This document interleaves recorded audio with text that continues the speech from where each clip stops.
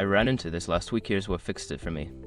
If you're looking to unlink a bank account from your Skrill account, follow these simple steps. Step 1. Log into your Skrill account. Start by opening the Skrill app or website and entering your login credentials. This will take you to your account dashboard where you can manage your settings. Step 2. Navigate to the settings menu. Once you're on your dashboard, look for the settings option, usually represented by a gear icon. Click on it to access your account settings. Step 3. Select bank accounts. In the settings menu, find and select the bank accounts section. This will display all the bank accounts linked to your Skrill account.